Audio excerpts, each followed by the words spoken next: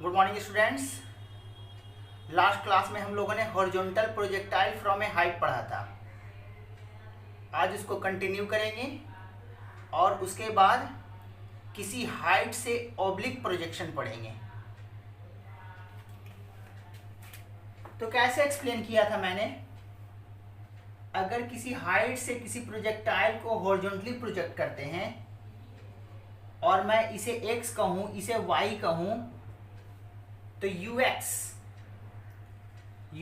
u और uy zero, initial velocity along y direction zero, ये height था। अगर मैं ये फेंका तो इस तरह से कुछ मोशन होगा। अगर t इक्वल टू जीरो पर तो t equal to t time पर।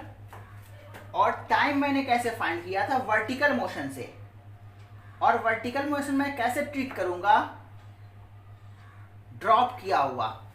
तो ड्रॉप करते हैं किसी पार्टिकल को और एच हाइट नीचे आता है तो उसके गिरने का टाइम √2h/g, ये पहले से सिखा चुका था मैं। और इतना टाइम तक, जितना टाइम में ये एच हाइट नीचे आया उतना ही टाइम में ये आगे इतना गया, जो कि रेंज है। तो रेंज निकालना है, टाइम ऑफ फ्लाइट पता चल चुका है। यहां से यहां आया मतलब वर्टिकल हाइट गिरने का टाइम ये, तो इतना वर्टिकल हाइट को चलने में ये टाइम, या इतना हॉरिजॉन्टल डिस्टेंस को चलने में ये टाइम। तो टाइम कैसे निकाला मैंने? वर्टिकल मोशन से। और हॉरिजॉन्टल मोशन में x equal to u x t, क्योंकि x तो जीरो होता है, तो यहां से हम लोगों ने रेंज निकालना है। तो यू एक्स यू और टी की जगह टाइम ऑफ फ्लाइट, जो कि ये है, ये मैंने लास्ट क्लास में एक्सप्लेन कर दिया था। मैंने वेलोसिटी भी फाइंड किया था किसी जर्नल टाइम पर हिट करने से जस्ट पहले। इसमें एक दो पॉइंट और पूछते हैं। वो पॉइंट क्या है कि यहां जस्ट हिट करने से पहले वेलोसिटी कुछ ऐसे रहा होगा। वो हॉरिजॉन्टल से कितना एंगल पर है या वर्टिकल से कितना एंगल पर है। तो देखो, तो हॉरिजॉन्टल वेलोसिटी तो यू ही रह जाएगा। और वर्टिकल वेलोसिटी में यहां पे कैसे देखूंगा? वर्टिकल वेलोसिटी के लिए initial vertical velocity zero, h height नीचे आना है। तो v y square equal to u y square plus 2gh, u y zero, यहां पर का वर्टिकल वेलोसिटी √2gh, √2gh। अब अगर हॉरिजॉन्टल से एंगल निकालना है या वर्टिकल से, उसके अकॉर्डिंग कैसे देखेंगे? मान लो ये अल्फा है, तो यानी कि हॉरिजॉन्टल से एंगल हम लोग फाइंड कर रहे हैं कि प्रोजेक्टाइल जो हिट किया ग्राउंड पर, वो हॉरिजॉन्टल से कितना एंगल पर हिट किया, उसका वेलोसिटी वेक्टर हॉरिजॉन्टल से कितना एंगल पर है, या वर्टिकल से कितना एंगल पर है वेलोसिटी वेक्टर। तो वर्टिकल से मैं बीटा लेता हूं और हॉरिजॉन्टल से थीटा, सॉरी अल्फा, हॉरिजॉन्टल से अल्फा, वर्टिकल से बीटा। तो देखो, तो इस वेलोसिटी को यहां शिफ्ट कर दो, इसको यहां शिफ्ट कर दो, ये कुछ ऐसा होगा। ये net velocity tan alpha equal to perpendicular upon base, tan alpha equal to perpendicular, ये परपेंडिकुलर इस अल्फा के लिए, ये परपेंडिकुलर यानी कि वी वाई का मैग्नीट्यूड, और यू एक्स, वी वाई कितना √2gh/u। यहां से अल्फा फाइंड कर लो। अगर वर्टिकल से एंगल पूछे तो देखो, तो इसको तुम यहां शिफ्ट कर दो। तो tan beta equal to perpendicular upon base यानी कि v y, tan beta equal to u upon u x लिख देता हूँ, वी एक्स। अच्छा, इसको हम वी एक्स भी लिख सकते थे क्योंकि वी एक्स यू एक्स के बराबर हो जाता है, तो मैं इसको ऐसे लिख देता हूं वी एक्स जो कि यू एक्स के बराबर ही है, और यहां पर क्या हो जाएगा वी एक्स अपॉन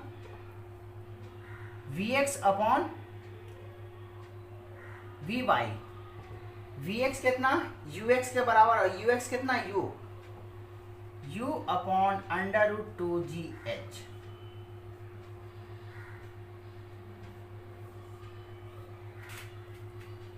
तो ये भी पूछ सकता है कि हीट करने से जस्ट पहले कितना एंगल पर है,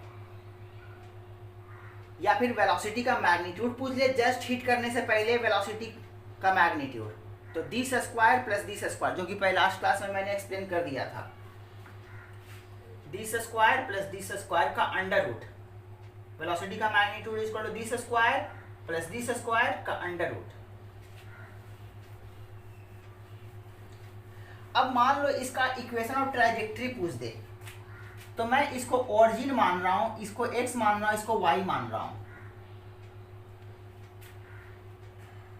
तो इक्वेशन ऑफ ट्राजेक्टरी मैंने क्या एक्सप्लेन किया था, x y में रिलेशन, किसी भी पाथ का इक्वेशन बताना मतलब x y में रिलेशन, तो पहले x और y लिखो फिर रिलेट करो। तो x कैसे लिख रहे थे हम लोग, याद करो uxt, ux की जगह u, जहां पर का टाइम पुट करेंगे वहीं पर का x। y कैसे लिखेंगे uyt plus half g t square. uy तो 0 था, हाफ जी टी स्क्वायर। यहां पर t वेरिएबल है और मुझे रिलेशन निकालना है x y में, तो t का वैल्यू यहां से इसमें डाल देता हूं, x y में रिलेशन भी आ जाएगा और वेरिएबल जो टाइम है वो भी एलिमिनेट हो जाएगा। तो मैं क्या कर सकता हूं, हाफ जी, यहां से t का वैल्यू रख रहा हूं, क्या हो जाएगा x अपॉन यू का होल स्क्वायर। ये क्या हो जाएगा, this imply y equal to g upon 2u square x square. y equal to something constant into x square, y equal to k x square. देख लो parabola, standard parabola, y equal to something, ये constant है, मान लेता हूं इसको k, y equal to k x square, standard parabola. तो ये भी पैराबोलिक पाथ पर मूव कर रहा प्रोजेक्टाइल। तो यहां से क्या क्या पूछ सकता था, h दे दे, u दे दे, रेंज पूछ ले, टाइम ऑफ फ्लाइट पूछ ले, जस्ट हिट करने से पहले वेलोसिटी का मैग्नीट्यूड पूछ ले, वेलोसिटी जिस वेलोसिटी से हिट कर रहा है वो वेलोसिटी हॉरिजॉन्टल के साथ कितना एंगल पर है, या वर्टिकल के साथ कितना एंगल पर है, या किसी जनरल टाइम पर वेलोसिटी का मैग्नीट्यूड कितना। तो सब कुछ हम लोग लिख सकते हैं। अब यहां से और कैसे क्वेश्चन आते हैं वो मैं एक्सप्लेन कर रहा हूं। ये तो पूछे जाएंगे, बेसिक हो गया, जो कि एग्जैक्ट जो एक्सप्रेशन ऑब्टेन किया है उसी से क्वेश्चन कहां कहां से आ सकते हैं। तो मैंने सारे पॉइंट एक्सप्लेन कर दिए। अब कुछ और क्वेश्चन कैसे आते हैं इससे, हॉरिजॉन्टल प्रोजेक्टाइल से। तो हॉरिजॉन्टल प्रोजेक्टाइल से कैसे कैसे क्वेश्चन आ सकते हैं। सपोज करो कोई फाइटर प्लेन,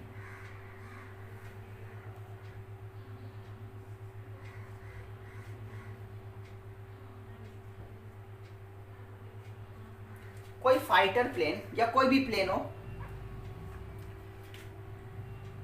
कोई प्लेन किसी हाइट पर मूव कर रहा है, वेलोसिटी इसका मान लेते हैं v।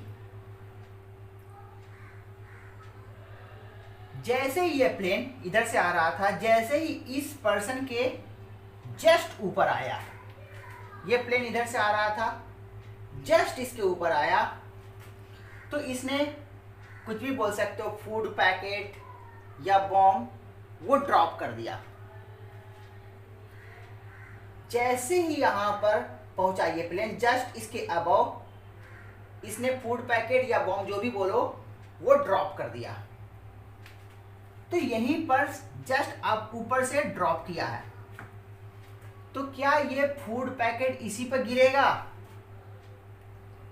आगे गिरेगा, पीछे गिरेगा, या जस्ट इसी पर गिरेगा? तुम इसको सोचना, वीडियो पॉज कर देना, फिर सोचना, फिर तुम उसको देखना कि मैंने क्या एक्सप्लेन किया है। तो वीडियो पॉज करके खुद से सोचना, मैं एक्सप्लेन कर रहा हूं। याद करो, मैंने एक बार बलून वाले केस में ये एक्सप्लेन किया था कि अगर बलून ऊपर जा रहा है तो इस पर खड़ा आदमी भी ऊपर जा रहा है उसी वेलोसिटी से, और उसके हाथ में कोई स्टोन है, तो हम कह सकते हैं स्टोन का भी वेलोसिटी वही है। बलून मूव कर रहा है, बलून पर आदमी है, आदमी के हाथ में स्टोन है, तो जो बलून का स्पीड होगा वही स्टोन का स्पीड होगा। अब इनर्शिया प्रॉपर्टी क्या कहता है? न्यूटन्स का फर्स्ट लॉ, न्यूटन का लॉ ऑफ इनर्शिया भी जिसको बोलते हैं, कि बॉडी जैसे था जिस कंडीशन में उसी कंडीशन में रहेगा। तो बॉडी मोशन में था तो मोशन में ही रहेगा। तो हम छोड़ भी देंगे तो छोड़ेंगे में अपने हाथ से अगर छोड़ दिए तो इसका मतलब ये नहीं कि इसका वेलोसिटी 0 हो जाएगा। इसके पास वेलोसिटी v था तो v रहेगा, लेकिन inertia gravitational force of attraction के कारण इसका वेलोसिटी घटते घटते घटते घटते 0, अब फिर ये नीचे आएगा। ये मैंने पहले से एक्सप्लेन किया था। सेम आर्गुमेंट यहां भी करेंगे। अगर प्लेन मूव कर रहा है v वेलोसिटी से, तो उसके अंदर रखा हुआ बॉम्ब भी v वेलोसिटी से मूव कर रहा है। तो बॉम्ब को छोड़ देंगे, या फूड पैकेट जो बोलो, फूड पैकेट या बॉम्ब, अगर इसे ड्रॉप कर दे तो उसका वो वेलोसिटी मेंटेन रहेगा। और याद करो, हॉरिजॉन्टल वेलोसिटी चेंज भी नहीं करता, क्योंकि हॉरिजॉन्टल डायरेक्शन में कोई एक्सेलेरेशन नहीं होता। तो इसको मैं कैसे समझूंगा यहां से सिचुएशन? अब प्लेन को भूल जाता हूं और सिर्फ मुझे फूड पैकेट या बॉम्ब जो बोलो वो याद रहेगा। अब इसका वेलोसिटी मैं बोलूंगा v, तो ये कैसे मूव करेगा? इस तरह से। यानी कह सकते हैं कि जस्ट ऊपर आकर के ड्रॉप करे तो फूड पैकेट या बॉम्ब वहां पर नहीं ड्रॉप होगा, उसके आगे ड्रॉप होगा। तुमसे ये क्वेश्चन पूछ देगा, इसी में क्वेश्चन पूछ देगा कि प्लेन किसी स्पीड से, सर्टेन स्पीड से मूव कर रहा है, किसी हाइट पर मूव कर रहा है। ये सारा बता देगा कि कितने हाइट पर मूव कर रहा है प्लेन और किस कांस्टेंट वेलोसिटी से मूव कर रहा था प्लेन। जैसे ही पर्सन के ऊपर आया, उसने फूड पैकेट ड्रॉप कर दिया। फूड पैकेट ड्रॉप कर दिया तो वो फूड पैकेट कहाँ गिरेगा या मैन से कितने डिस्टेंस पर गिरेगा, ये तुमसे पूछ लेगा। तो जाहिर है यही पाथ होने वाला है, ये पाथ होने वाला है।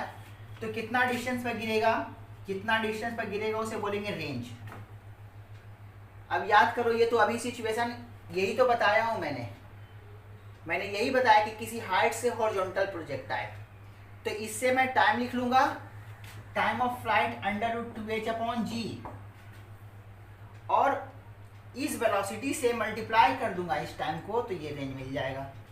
कितना आगे गिरा वो बता दिया। इसी तरीके से तुम्हें दूसरे तरीके से कैसे क्वेश्चन इसी को पूछता कि बताओ ये प्लेन किसी हाइट पर मूव कर रहा है, तो कितना डिस्टेंस, कितना हॉरिजॉन्टल डिस्टेंस पहले ये प्लेन बॉम्ब को ड्रॉप करे ताकि इस पर्सन के पास गिरे, या फूड पैकेट जो भी बोलो, फूड पैकेट को कितना पहले से वो ड्रॉप करे ताकि इसके पास गिरे। तो मान लेते हैं कितना डिस्टेंस पहले गिरा होगा x, और इसके प्रोजेक्टाइल के केस में देखें तो ये रेंज बोल सकते हैं, रेंज ही तो बोलेंगे। तो इसको मान लेंगे हम लोग r। ये कितना हाइट से उड़ रहा था ये भी पता था, कितना वेलोसिटी से मूव कर रहा था वो भी पता है। फिर से हॉरिजॉन्टल प्रोजेक्टाइल, ये बता दिया होगा, ये भी बताया रहेगा। तो इसके हेल्प से √2h/g टाइम ऑफ फ्लाइट, और उस टाइम तक इस वेलोसिटी से इतना दूर हो जाएगा। तो कितना पहले गिराना चाहिए था इसको, r v इंटू गिरने का टाइम √2h/g। देख लो। तो डायरेक्ट ये हॉरिजॉन्टल प्रोजेक्टाइल तुम्हें ना बोल करके प्लेन से रिलेट कर देगा कि प्लेन कोई मूव कर रहा था, पहले ड्रॉप कर दिया, वहीं पर से ड्रॉप कर दिया, तो उसके अकॉर्डिंग क्या क्या सिचुएशन हो सकते हैं। पहले कितना पहले ड्रॉप करे, किसके पास गिरे, या इसके जस्ट ऊपर ड्रॉप किया है तो कितना डिस्टेंस पर वो फूड पैकेट गिरेगा, ये तुमसे पूछेगा। इसमें और ज़्यादा कुछ नहीं किया जा सकता। मैंने जितने पॉइंट जितना पॉइंट इसमें डिस्कस करना होता है, मैंने सारे पॉइंट इसके डिस्कस कर दिए। तो किसी हाइट से हॉरिजॉन्टल प्रोजेक्टाइल मैंने डिस्कस कर दिया। अब किसी हाइट से ऑब्लिक प्रोजेक्शन, हालांकि ये कम पूछता है, तो फिर भी मैं बेसिक कॉन्सेप्ट इसका मैं देता हूं, क्योंकि कुछ नया है नहीं, सब कुछ वही है जो पहले से किए हो। तो मैं बेसिक कॉन्सेप्ट इसका देता हूं।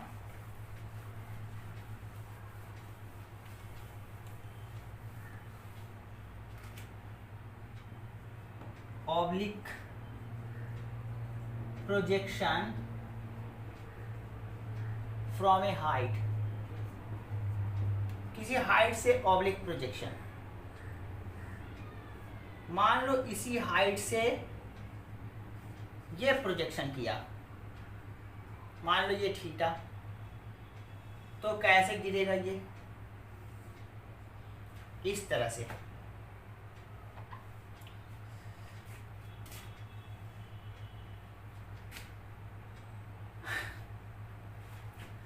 अब फिर से वही काम करेंगे हम लोग।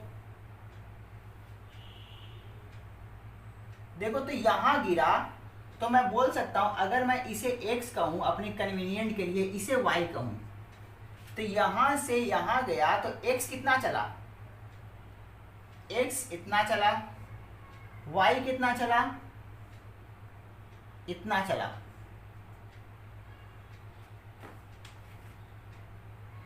तो यहां से यहां t = 0 पर यहां है, t = t पर यहां है, तो कह सकते हैं कि t टाइम में हॉरिजॉन्टल डिस्टेंस r चला और t टाइम में वर्टिकल डिस्टेंस h चला।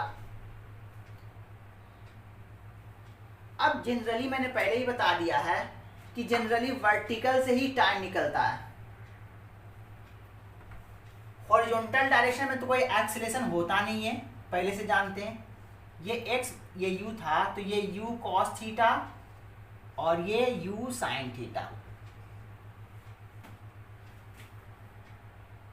अब देखो, तो हॉरिजॉन्टल मोशन कैसे हम लोग लिख रहे थे, x = ux t + half ax t²।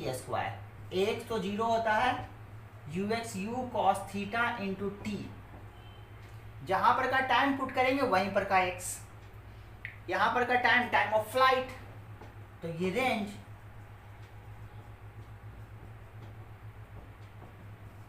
अब टाइम ऑफ फ्लाइट अपने को निकालना है, time of flight y motion से। अब याद करो, टाइम ऑफ फ्लाइट ये मैं पहले से निकाल चुका हूं। कैसे? अपने को y मोशन से टाइम ऑफ फ्लाइट निकालना है, तो सारे मोशन को भूल जाओ। किसको भूल जाओ? ये सारा भूल जाओ जो कि पहले कर चुका हूं मैं। याद करो, किसी हाइट से मैं u स्पीड से फेंक रहा था, तो ये इस तरह से गया था, तो यहां आने का टाइम मैंने 3 मेथड से बताए थे। वही चीज तो है, तब u से फेंका था, अभी मैं u sin थीटा से फेंक रहा हूं, सिर्फ इतना का फर्क है, बाकी सेम। याद कर लो, कुछ नया नहीं है। तब u से फेंका था किसी हाइट से, तो 3 तरीके से मैंने ये टाइम यहां से यहां पहुंचने का निकाला था। अब यहां से ये तो यहां से यहां आया है, तुम इसको ऐसे भी ट्रीट कर सकते हो, क्योंकि एक्स मोशन के कारण इधर गया था। अगर सिर्फ वाई होता तो यही जाता, तो वाई के कारण ये गया और एक्स के कारण आगे, इसीलिए नेट वाला मोशन ये हुआ है। तो टाइम ऑफ फ्लाइट जस्ट यहीं से देख लेंगे। तो यहाँ कैसे देखा था, 3 तरीके में। एक तरीका ये बोला था कि नेट डिस्प्लेसमेंट यही एच है, सब कुछ नीचे मोशन है, तो सब कुछ नीचे देखो। तो कैसे देखोगे, एच इक्वल टू यू, ये यू, तो ये ऊपर यू साइन थीटा है, तो नीचे minus u sine theta. H equal to u t plus half g t square. अगर न्यूमेरिकल वैल्यू पता हो एच का, थीटा का, यू का, तो यहाँ से टी का क्वाड्रेटिक आएगा, और टी का क्वाड्रेटिक आएगा तो यहाँ पर एक टाइम पॉजिटिव आएगा और एक टाइम नेगेटिव आएगा। नेगेटिव टाइम को नहीं लेंगे, पॉजिटिव टाइम लेंगे। जो टाइम आया है वही टाइम ऑफ फ्लाइट बनेगा, क्योंकि यहाँ से यहाँ आने का टाइम निकाला हूं मैं। तो जो टाइम यहाँ पॉजिटिव आएगा उस वही टाइम बनेगा। सपोज ये t1 है, तो मेरा टाइम ऑफ फ्लाइट क्या बन जाएगा, मैं इक्वेशन लिखने का तरीका बता रहा हूं सिर्फ, बाकी न्यूमेरिकल वैल्यू जब क्वेश्चन आए तो न्यूमेरिकल वैल्यू पुट करके टाइम निकाल लेना। जो टाइम पॉजिटिव टाइम वही टाइम ऑफ फ्लाइट बनेगा, और यहां टाइम ऑफ फ्लाइट में रख देंगे तो मुझे रेंज मिल जाएगा। तो r कितना हो जाएगा फाइनली, u नहीं दिख रहा होगा, इधर लिख देता हूं, r equal to u cos theta into T1, जो कि यहां से आएगा इसको सॉल्व करने से। तो रेंज मिल गया तुम्हारा, देख लो। तो फाइनली जो तुम्हारा मोशन ये था,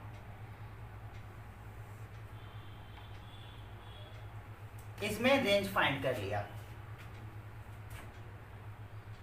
अब इसमें और क्या पूछता है, एक बहुत ही शानदार कॉन्सेप्ट इसमें से निकलता है। यहां पर जो स्पीड है, यहां पर स्पीड का मैग्नीट्यूड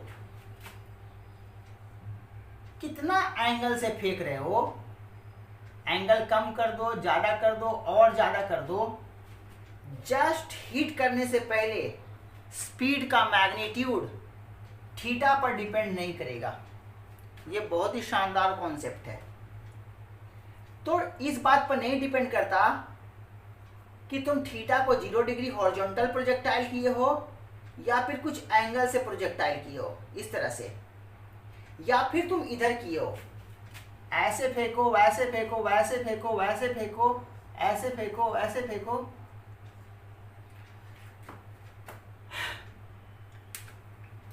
किसी भी एंगल से फेंको, सिर्फ वर्टिकल नहीं। वर्टिकल के लिए तो दूसरा केस हो जाएगा, हॉरिजॉन्टल कैसे भी फेंक लो तुम, नहीं इसको वर्टिकल भी कह सकते हैं, वर्टिकल भी फेंक सकते हो तुम। वर्टिकल फेंको, ऊपर करके फेंको, नीचे करके फेंको, हॉरिजॉन्टल फेंको, कुछ एंगल बनाकर इधर फेंको, कुछ एंगल बनाकर इधर फेंको, किसी भी एंगल से फेंक लो। जस्ट हिट करने से पहले वेलोसिटी का मैग्नीट्यूड चेंज नहीं करेगा, मतलब थीटा से इंडिपेंडेंट होता है। तो याद करो, जब मैं इससे भी प्रीवियस वाले में एक्सप्लेन किया था कि u स्पीड से फेंका था, तो यहाँ पर का स्पीड कितना आया था, u स्क्वायर प्लस 2gh का अंडर रूट। याद करो, ux u स्क्वायर, और ये वाला आया था यहाँ वाला velocity under root 2gh, u स्क्वायर प्लस अंडर रूट 2gh का होल स्क्वायर का अंडर रूट। तो जब मैं हॉरिजॉन्टल फेंका था तो ये फाइंड करके मैंने दिखाया था। अब मैं तुम्हें ये फाइंड करके दिखाता हूं कि हॉरिजॉन्टल से थीटा एंगल पर फेंकूंगा तब भी यहां पर का वेलोसिटी का मैग्नीट्यूड यही आएगा। वही मैं प्रूफ करने जा रहा हूं।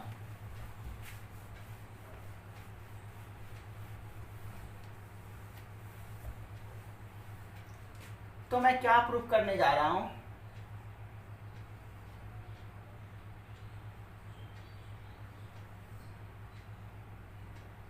थीटा यू, यहाँ पर का वेलोसिटी का मैग्नीट्यूड। तो ये तो यू कॉस थीटा है, तो ये यू कॉस थीटा रह जाएगा, हॉरिजॉन्टल चेंज नहीं करता। ये कितना, यू साइन थीटा, ये एच है। तो यहां पर वेलोसिटी कितना है, इन सबको भूल जाओ, ये वेलोसिटी ऊपर यू साइन थीटा, तो यहां वेलोसिटी कितना। तो याद करो, फिर से वही काम करता हूं, डाउनवर्ड मोशन में लिख रहा हूं, डिस्प्लेसमेंट कितना h, नीचे एक्सेलेरेशन कितना g, नीचे इनिशियल वेलोसिटी कितना माइनस यू साइन थीटा, ऊपर यू साइन थीटा, नीचे minus u sine theta. Vertical velocity यहां पर का v y square equal to u y square plus 2g 2ay h, सब कुछ नीचे देख रहे हैं। तो ये तो निकालना ही अपने को, ये minus u sine theta plus 2ay, नीचे की तरफ एक्सीलेशन g, h की जगह capital H, v y square equal to u square sine square theta plus 2gh।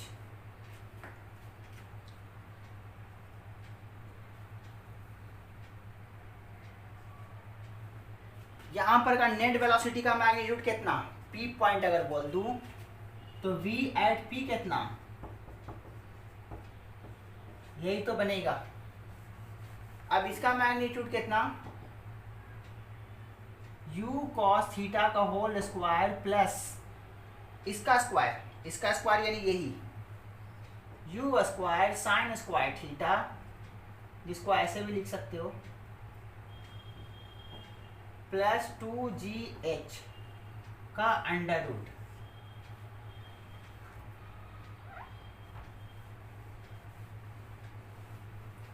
अब ध्यान दो, अंदर में यू स्क्वायर मैं कॉमन कर लूं तो sign square theta plus cos square theta 1 यानी कि यू स्क्वायर रह जाएगा प्लस 2gh। फिर से बोल रहा हूँ, यू स्क्वायर कॉमन करूंगा दोनों से, तो यहाँ से sign square theta plus cos square theta, sign square theta plus cos square theta 1, यानी कि ये दोनों मिलकर के यू स्क्वायर। देख लो, थीटा से इंडिपेंडेंट आ गया। इससे एससी वर्मा में क्वेश्चन भी दिया हुआ है ऑब्जेक्टिव में, वो तुम देख सकते हो। तो यहां से बोल सकते हैं कि कैसे फेंके हैं, ये फेंको, ये फेंको, ये फेंको, ये फेंको, जैसे भी फेंक दो किसी हाइट से। पाथ अलग अलग भले हो सकता है, इसके अकॉर्डिंग ये होगा, इसके अकॉर्डिंग ये होगा, इसके अकॉर्डिंग ये होगा, लेकिन सरफेस पर हिट करने वक्त वेलोसिटी का मैग्नीट्यूड में कोई फर्क नहीं पड़ने वाला है। तो यहां से मैं लिख रहा हूं वही कॉन्सेप्ट को, magnitude of velocity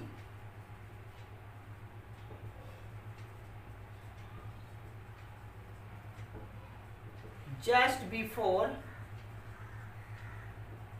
hitting the ground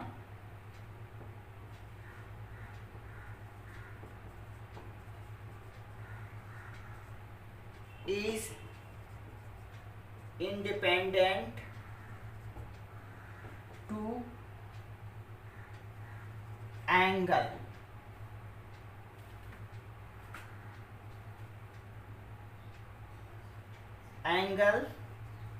made by projectile।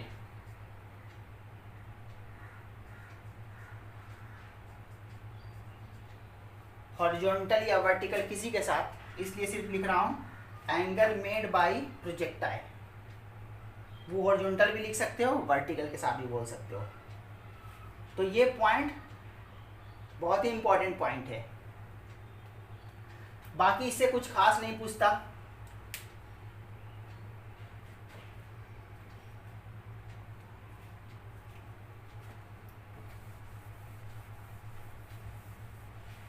तो projectile,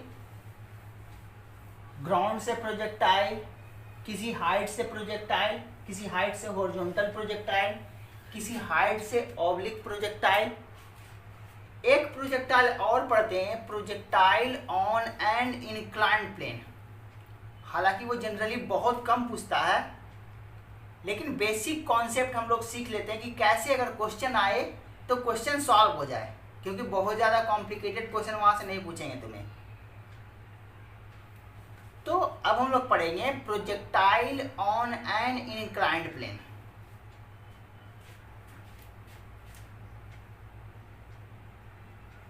projectile on an inclined plane. Inclined plane पर प्रोजेक्टाइल कैसे देखते हैं? देखो, तो ये कोई इंक्लाइंड प्लेन है जिसका इंक्लिनेशन हॉरिजॉन्टल के साथ थीटा है। अब मैंने किसी प्रोजेक्टाइल को, इसको मैं अल्फा कर देता हूं। जनरली हम थीटा एंगल से फेंकते थे, इसीलिए मैं इसे थीटा कह रहा हूं। Speed of projection u, angle of projection theta, किसके साथ? इंक्लाइंड प्लेन के साथ, ना कि हॉरिजॉन्टल के साथ। अब ये प्रोजेक्टाइल में फेंकूंगा तो कैसा मोशन करेगा? कुछ ऐसा। अब इसको मैं सॉल्व कैसे करूं? मान लो तुम्हें रेंज फाइंड करना हो, तो यही बनेगा रेंज। टाइम ऑफ फ्लाइट जितना देर ये हवा में रहा, अगर ये t=0 का टाइम है तो ये टाइम ऑफ फ्लाइट का टाइम होगा। तो रेंज और टाइम ऑफ फ्लाइट कैसे फाइंड करेंगे हम लोग? अब मैं क्या करता हूं, याद करो, हम लोग प्रोजेक्टाइल, हॉरिजॉन्टल प्रोजेक्टाइल, ग्राउंड से जो प्रोजेक्टाइल कर रहे थे वो ऐसे ही लिख रहे थे हम लोग। ग्राउंड से जो प्रोजेक्शन कर रहे थे उसका प्रोजेक्टाइल ऐसे ही दिखा रहा था। इसको x बोल रहा था, इसको y। अब मैं इसमें कैसे x और y लूं ताकि मैं इसको ऐसे दिखा सकूं? तो देखो, तो अगर मैं इसको x कह दूं और इसे मैं y कह दूं और इसको मैं घुमा कर दिखा दूं, सिर्फ एक्सिस को घुमा रहा हूं मैं, सिचुएशन तो नहीं घूमेगा, जैसे फेंका हूं वही है। हॉरिजॉन्टल के साथ एंगल कितना है? थीटा प्लस अल्फा है। तो इसका मतलब ये नहीं कि हॉरिजॉन्टल के साथ एंगल थीटा हो जाएगा। मैं अपने कन्वीनियंस के लिए मैं इस एक्सिस को रोटेट करके ये कर रहा हूँ, ऐसा बना रहा हूँ, क्योंकि मुझे इसमें सॉल्व करना आसान होता है। ऐसा पहले से हम लोग सॉल्व कर चुके हैं, तो मैं इस एक्सिस को घुमा करके ये कर रहा हूँ, ये। तो ये प्रोजेक्टाइल मुझे कैसा दिखेगा? ये। अब उसके अकॉर्डिंग ये एक्स है, ये एक्सिस है, ये एक्स एक्सिस है, ये एक्स एक्सिस है, तो ये थीटा और ये यू। इसका मतलब ये नहीं कि हॉरिजॉन्टल के साथ थीटा है, हॉरिजॉन्टल के साथ थीटा प्लस अल्फा ही है। अब ध्यान दो क्या क्या मैं चेंजिंग करने वाला हूं। मेरा acceleration due to gravity G ये होता है, तो यहां जी नहीं है, ये बहुत अच्छे से ध्यान रखो। देखो, तो मैं क्या करता हूं, इस जी का दो कंपोनेंट करता हूं, ना ये जी एक्स की तरफ है ना ये जी वाई की तरफ है, तो मैं इस जी का दो कंपोनेंट करता हूं। कंपोनेंट सिखाया था, एक्स कंपोनेंट और वाई कंपोनेंट मैं बनाना चाहता हूं इस जी का। अब कंपोनेंट बनाने के लिए या तो ये एंगल पता हो अपने को या ये एंगल पता हो। तो देखो, तो ये वर्टिकली डाउनवर्ड है, ये अल्फा है, ये 90 डिग्री है, तो ये 90 माइनस अल्फा होना चाहिए। और ये 90 माइनस अल्फा, तो ये अल्फा, क्योंकि ये और ये परपेंडिकुलर है, तो ये 90 माइनस अल्फा, तो ये अल्फा। न्यूटन्स लॉ में ढेर सारे क्वेश्चन आएंगे जहां पर आगे से डायरेक्ट हम ये काम करेंगे, इसको अल्फा मानेंगे। अगर ये अल्फा है तो ये अल्फा, ये थीटा है तो ये थीटा। अब देखो, तो अपने को एंगल पता चल गया, ये अल्फा, तो ये g है, तो ये वाला कंपोनेंट क्या बनेगा, g cos अल्फा, और ये वाला कंपोनेंट क्या बनेगा, g sin अल्फा। अब निगेटिव x के तरफ एक्सेलेरेशन कितना, g sin अल्फा, और निगेटिव y के तरफ एक्सेलेरेशन कितना, y positive y, negative y की तरफ एक्सेलेरेशन g cos अल्फा।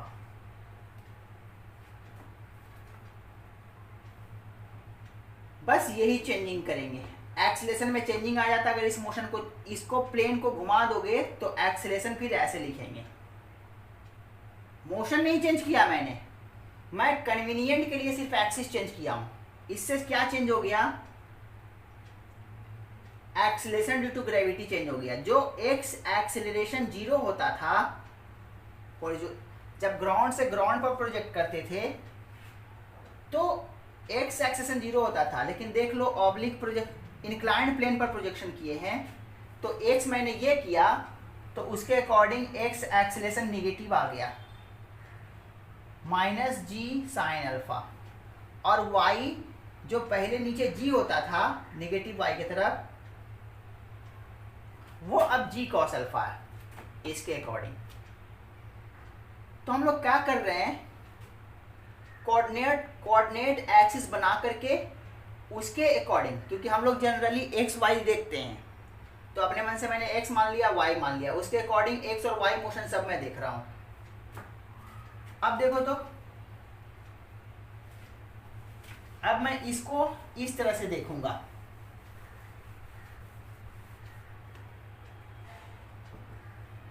अब याद करो जो तब ax तुम्हारा 0 होता था, अब ax माइनस जी साइन अल्फा है, ux तो तुम्हारा कितना है, u cos theta u sine theta.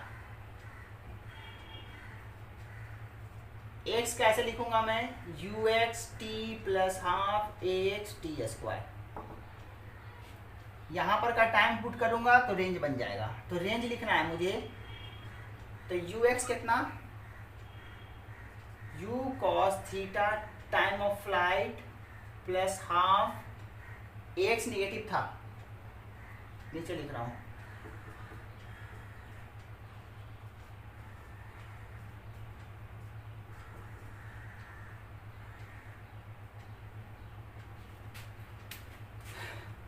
अगर टाइम ऑफ फ्लाइट पता हो तो रेंज लिख लेंगे हम लोग। अब टाइम ऑफ फ्लाइट तो वाई मोशन से पता चलेगा अपने को,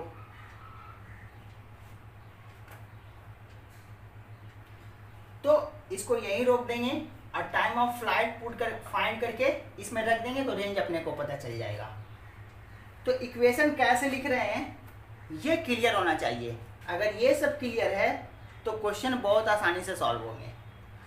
खैर इससे ज़्यादा क्वेश्चन पूछता नहीं है, बहुत कम ही, रेयरली क्वेश्चन पूछते हैं।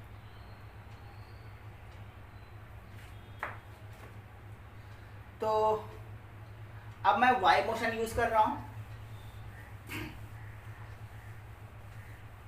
तो वाई मोशन से टाइम ऑफ फ्लाइट निकालेंगे। अब याद करो जब ये प्रोजेक्टाइल कर रहा था ग्राउंड से ग्राउंड पर, तो टाइम ऑफ फ्लाइट मैंने 2-3 मेथड से बताए थे। एक तो यहाँ का वेलोसिटी पता है, यहाँ का वेलोसिटी पता है, तो v y equal to u y plus a y t से, एक y equal to y nought plus u y t plus half a y t square से, किसी से भी कर सकते हो।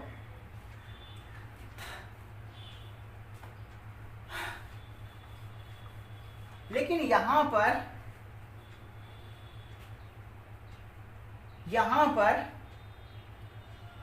ये वाला वेलोसिटी यहाँ u साइन थीटा है, तो ये u साइन थीटा नहीं होगा। देख लो ये था सिचुएशन, तो क्या ये u साइन थीटा रहेगा क्या? अगर ये u साइन थीटा था तो ये u साइन थीटा कैसे रह सकता है? तब अगर ऊपर फेंक रहे थे ये वाला वेलोसिटी, ये वेलोसिटी इस पोजीशन पर आता और ये रहता ये और ये मैग्नीट्यूड में से। तो ये वाला फार्मूला से तो कर नहीं सकते हम लोग, इससे कर नहीं सकते। किससे करेंगे हम लोग? वही coordinate method, y equal to y nought plus u y t plus half a y t square. Initial coordinate at y coordinate at t equal to 0 यहाँ पर का टाइम निकालना है। तो यहाँ पर का टाइम के लिए यहाँ पर का y कितना 0। देख लो, ऊपर जाएंगे तो y पॉजिटिव, नीचे जाएंगे तो y नेगेटिव। यहाँ पर के लिए y 0, u sine theta t, ऊपर की तरफ एक्सलेशन, तो नीचे g ऊपर माइनस g। यहां से दो टाइम आएगा, एक टाइम जो आएगा t इक्वल टू 0 और दूसरा टाइम आएगा 2u sine theta by g. Sorry, ये g नहीं होगा, ये कितना था याद करो। देखो y तरफ का एक्सेशन, नीचे g कॉस अल्फा, ये तो कोऑर्डिनेट कर दिया है, तब तो नीचे तो g होता ही है, लेकिन कोऑर्डिनेट के अकॉर्डिंग मेरा y डायरेक्शन में क्या हो रहा है माइनस जी कॉस अल्फा।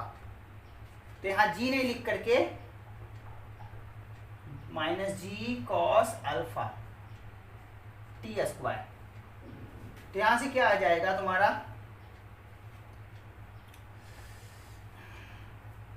यहां से आ जाएगा g कॉस अल्फा।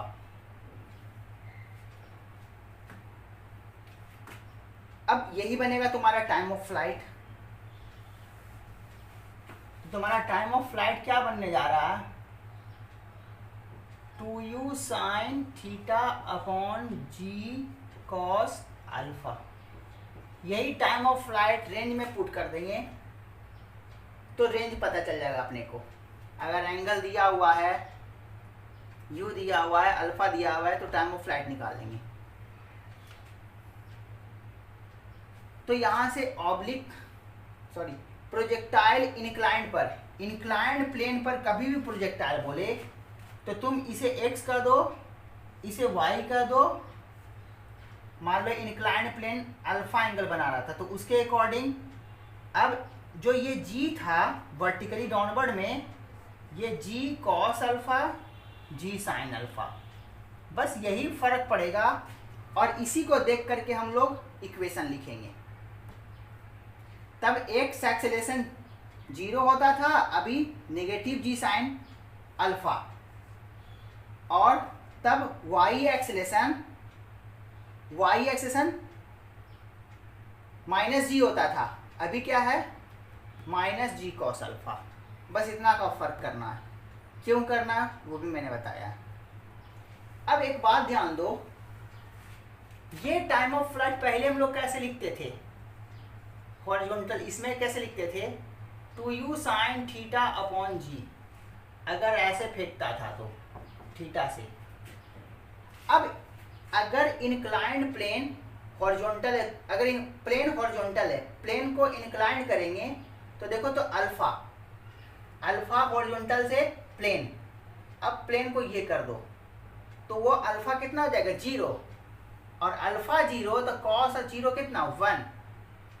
तो इंक्लाइंड प्लेन जब अल्फा पर रहता है तो g ना हो करके g कॉस अल्फा, और अगर प्लेन मेरा हॉरिजॉन्टल हो तो कॉस अल्फा, अल्फा का वैल्यू 0, इसलिए कॉस 0 1। तो इसीलिए इस केस के लिए g यूज करते हैं टाइम ऑफ फ्लाइट में।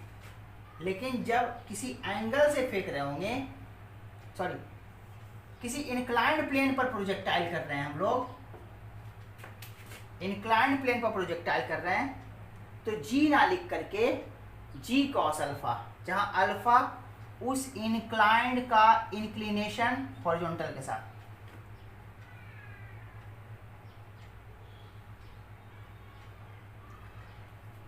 तो बस देख लो टाइम ऑफ फ्लाइट में क्या फर्क है।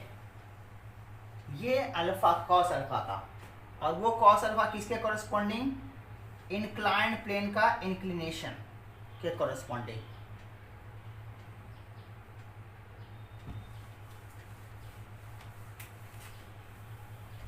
तो मैंने सारे प्रोजेक्टाइल तुम्हें एक्सप्लेन कर दिए।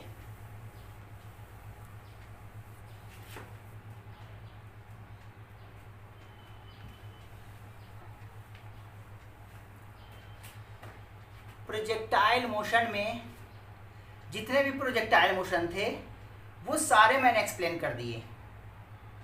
तो आज मैं वीडियो को, आज के लेक्चर को मैं आज ही अभी ख़त्म कर रहा हूँ। अगले क्लास में हम लोग रिलेटिव वेलोसिटी पढ़ेंगे। तो याद करो, मैंने तुम्हें सिखाया था पोजीशन वेक्टर। तो एक बार तुम पोजीशन वेक्टर देख लेना, इससे तुम्हें रिलेटिव वेलोसिटी समझने में ज़्यादा आसानी होगी। तो नेक्स्ट क्लास में हम लोग स्टार्ट करेंगे रिलेटिव वेलोसिटी। तो आज तक मैंने प्रोजेक्टाइल के सारे कॉन्सेप्ट क्लियर कर दिए हैं।